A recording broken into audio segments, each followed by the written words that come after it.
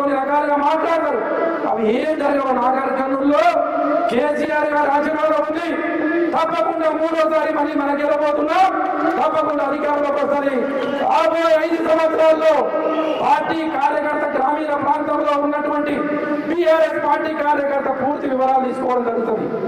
ఆ కార్యకర్తకు ఆర్థిక ఇబ్బందులు ఉన్నవా, ఆ కార్యకర్తకు ఇల్లు లేదా, ఆ కార్యకర్తకు ఏమైనటువంటి బిడ్డలు చదివించడానికి ఇబ్బంది ఉందా, అవ్వని నేను స్వీకరిస్తాను.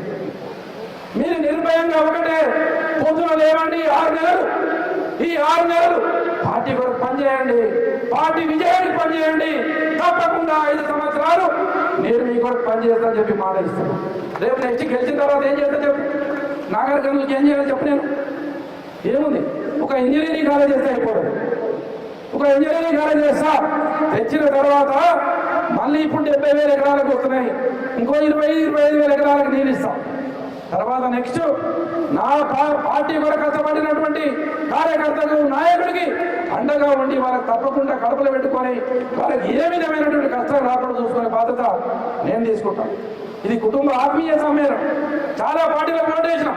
కాంగ్రెస్ పార్టీకి ఓటు వేసినాం, తెలుగుదేశం పార్టీకి ఓటు వేసినాం, ఇంకో పార్టీకి ఓటు వేసినాం. కానీ ఏ ఒక్కరైనా సరే ఇక పెట్టి మీరు అధైర్యపడమాకండి. ఇగో పార్టీ కుటుంబ సభ్యులు, మీరు ఆత్మీయులు, తప్పకుండా నేను ఉన్నాను చెప్పి ఏ ఒక్క ఎమ్మెల్యే చెప్పాలి గతంలో.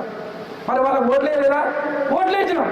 ఓట్లు వేయించుకున్నాం కానీ వాళ్ళకు చేయని ఆలోచన రాలే. పేదలంటే ప్రజలంటే వాళ్ళకి అవసరం లేదు. వాళ్ళకి ఒకటే ఒకటి అవసరం మన దగ్గర ఉన్నది, ఓటు మాత్రమే.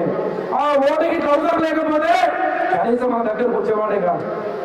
ఓటు పోయిన తర్వాత 5 ఏళ్లకోసారి మళ్ళీ మన గడప తొక్కేవాడు కాదు. ఇవాళ కేసీఆర్ గారు ఓటు వేసినందుకు ప్రతిరోజు, ప్రతి క్షణం, ప్రతి దినం, ప్రతి వారం, ప్రతి నెల మీ ఇంటి దగ్గరికి వచ్చి నేనున్నా అని చెప్పి మాట్లాడుతున్న ఎమ్మెల్యే కానీ, సర్పంచ్ కానీ, ఎంపీడీసీ కానీ ఎవరంటే అది బీఆర్ఎస్ పార్టీ నాయకులే. ఎందుకంటే ప్రజలంటే ప్రేమ, ప్రజల పేదవాడంటే ప్రేమ. బీఆర్ఎస్ పార్టీకి తెలంగాణకు ఒక పేగుబంధం లాంటిది. తెలంగాణ పార్టీకి కానీ, ప్రజలకు కానీ ఇద్దరి మధ్యలో ఉన్నటువంటి బంధం పేగుబంధం. ఆ పేగుబంధాన్ని తెంచుకుంటే పోయేది కాదు. తెంచుకున్నా 1 నిమిషానికో 2 నిమిషాలకో ఒక రోజుకే. కానీ అన్నదమ్ములు కొట్లాడినంత మాత్రాన జీవితాంతం మాట్లాడుకుంటూ ఉండగలుగుతారా? అది ఉన్నటువంటి కామం క్షణిక కోపం మాత్రమే. అన్న నా దిక్కు చూడకపోయే, అన్న నాకు నమస్తే పెట్టకపోయే, నన్ను సరిగా పట్టించుకోకపోయే, నన్ను బలకరించకపోయే అనే ఆవేదన తప్ప వేరే ఆవేదన ఏమి లేదు. ఇలా నాగర్ కర్నూలులో ఉన్నటువంటి పార్టీ కార్యకర్త ఒక చూడకో ఎమ్మెల్యేగా ఉన్నా ఎదుటి వ్యక్తి కనబడితే వాళ్ళకి నమస్తే పెట్టే క్రమంలో మిమ్మల్ని చూడకపోవచ్చు తప్ప మిమ్మల్ని పెడతాం. ఎందుకంటే ఈ భిక్ష, ఈ ఎమ్మెల్యే పదవి ఇవన్నీ మీరు ఇచ్చినటువంటి మిమ్మల్ని దూరం చేసుకునే ఆలోచన ఇతరులవుతా నాకు లేదు. అందుకే మిమ్మల్ని కోరేది ఒకటే, ఇంకా మాట్లాడాలి. కొద్దిగా ముందు వస్తే మనసిప్పి మాట్లాడదాం అనుకున్నా. ఎందుకంటే ఇది పార్టీ మీటింగ్ కాదు. ఎవరైనా రికార్డు చేసుకోవచ్చు, ఏమైనా చేసుకోవచ్చు. ఇది ఆ కుటుంబం మధ్యలో దేశంలో పడినాడు కూర్చొని ఆ బావ వస్తే, అక్క వస్తే, చెల్లెలు వస్తే, మామ వస్తే కూర్చొని ఎట్లా మాట్లాడుకుంటామో అట్లా మాట్లాడుకునే మీటింగ్ మాట్లాడి మీరు డబ్బులు ఇస్తే వచ్చిన వాళ్ళు కాదు. ఇవ్వాలి నేను చెప్పిన ఒకరికొక రూపాయి ఇయ్యను. ఎవరికైతే బీఆర్ఎస్ పార్టీ మీద ప్రేమ ఉందో వాళ్ళే ఇంటికి రావాలని చెప్పిన, మిగతా ఎవరు రావాలని చెప్పిన.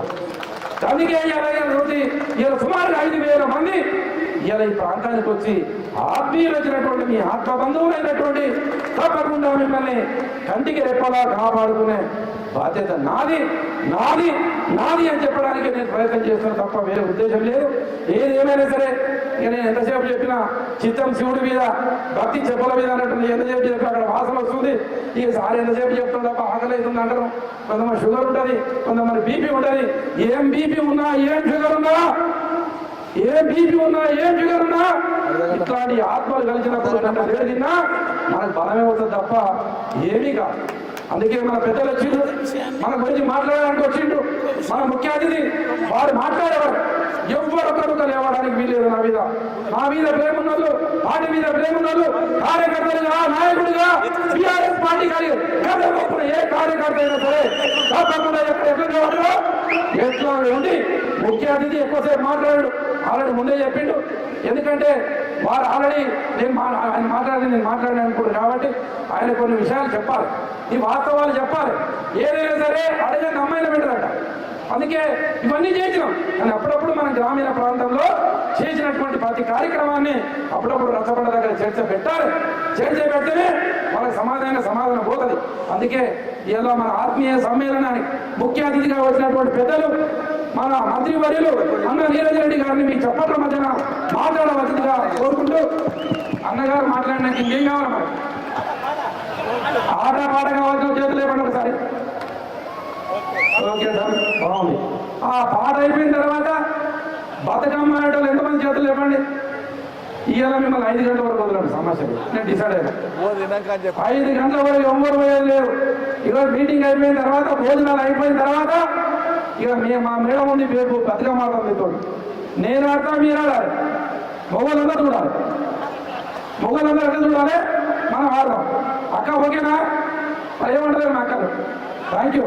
నేనేం చెప్తా చేస్తాను, ఎందుకంటే నేను అంటే మీకు ప్రేమ అర్థమైంది. Thank you.